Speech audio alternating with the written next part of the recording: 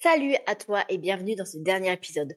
Aujourd'hui, on va parler d'un sujet qui nous concerne tous et qui peut parfois gâcher ta vie.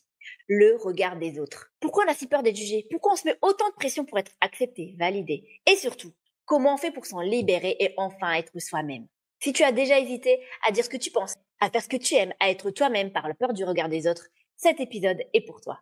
Et en plus, si tu as été adopté, cette peur peut être encore plus présente.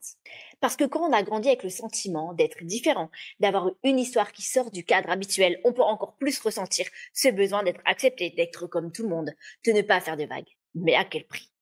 Aujourd'hui, on va voir d'où vient cette peur du jugement. Pourquoi elle est si forte? Comment certaines personnes arrivent à s'en foutre? Et surtout, comment toi aussi, tu peux apprendre à lâcher prise pour enfin vivre pleinement? C'est parti!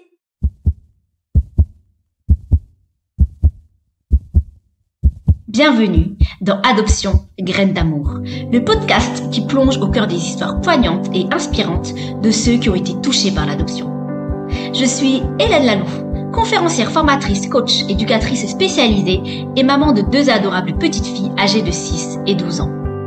Mon histoire commence à plus de 7000 km de la France, en Inde, avant que je sois adoptée à 16 mois par une famille du nord de la France. Mon parcours personnel m'a conduit à explorer les multiples facettes de l'adoption et à partager ces récits extraordinaires avec toi. Ici, tu découvriras des témoignages vibrants de parents qui ont adopté, de personnes qui ont été adoptées au parcours unique, de parents biologiques ayant pris la décision de confier leur enfant et de tous les membres de la famille impliqués dans ce monde complexe et émouvant de l'adoption. Mes invités partagent des récits de résilience, d'amour inconditionnel, de perte et de découverte de soi. Chaque épisode dévoile des parcours exceptionnels où espoir et douleur, joie et défis s'entrelacent. L'adoption, avec ses multiples facettes, révèle comment les liens du cœur peuvent transformer des vies et surmonter des épreuves significatives. Chaque histoire d'adoption est un voyage d'émotions et de révélations qui mérite d'être entendu. Comment trouver sa place dans une nouvelle famille? Comment forger son identité entre 2 histoires de vie? Comment vivre pleinement l'amour malgré les blessures? Nous explorerons ces thèmes avec profondeur et empathie. Ce podcast célèbre la diversité des expériences humaines et explore la puissance transformatrice de l'amour. C'est un hommage aux liens qui nous unissent, au-delà des différences et des épreuves. N'oublie pas, chaque rencontre peut tisser des liens qui changent une vie. Alors d'où vient cette peur du regard des autres et pourquoi elle est si forte? Déjà, soyons clairs, avoir peur du regard des autres, c'est normal. On est des êtres sociaux. Depuis toujours, notre survie dépend du groupe. Il y a des milliers d'années, si on était rejeté par notre tribu, on était condamné. Donc forcément, notre cerveau a gardé cette peur ancestrale d'être exclu et rejeté. Sauf qu'aujourd'hui, on ne risque pas notre vie si quelqu'un ne nous valide pas. Et pourtant, notre cerveau continue d'agir comme si c'était vital. On évite de parler en public par peur d'être jugé. On hésite à poster sur les réseaux sociaux par peur d'être critiqué. On dit oui alors qu'on pense non pour ne pas décevoir. Et quand on a une histoire d'adoption, ça peut être encore plus fort. Parce qu'inconsciemment, on a pu intégrer cette idée qu'on devait être parfait pour être accepté, qu'il fallait mériter sa place. Alors on fait tout pour être irréprochable, bien vu, validé. Mais au bout d'un moment, cette pression, elle nous enferme. Le regard des autres, on y est confronté dès l'enfance. À l'école, on apprend très vite que si on est différent, on peut être mis à l'écart. En famille, on peut ressentir des attentes implicites. Sois gentil, sois sage, ne fais pas de vagues.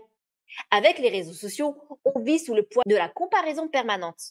Tout le monde montre une vie parfaite et on finit par croire que nous aussi, on doit être parfait pour être accepté. Si tu es adopté, tu as peut-être ressenti encore plus de besoin de correspondre à un modèle. Je dois être reconnaissant, je ne peux pas me plaindre.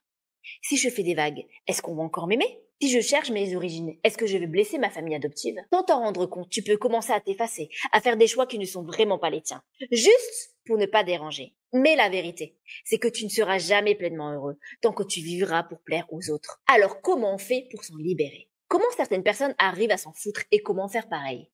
Tu connais ces gens qui semblent se moquer tellement du regard des autres, qui osent dire ce qu'ils pensent, faire ce qu'ils aiment, sans se soucier du jugement. Et ce n'est pas un super pouvoir. Ce sont des habitudes qu'ils ont développées. Et bonne nouvelle, tu peux toi aussi apprendre à lâcher prise. Voici 3 techniques ultra efficaces pour commencer à te libérer progressivement. Se poser la bonne question. Qu'est-ce que je ferais si personne ne me regardait? Imagine que personne ne te juge, que personne ne donne son avis, que personne ne commente ce que tu fais. Qu'est-ce que tu ferais différemment?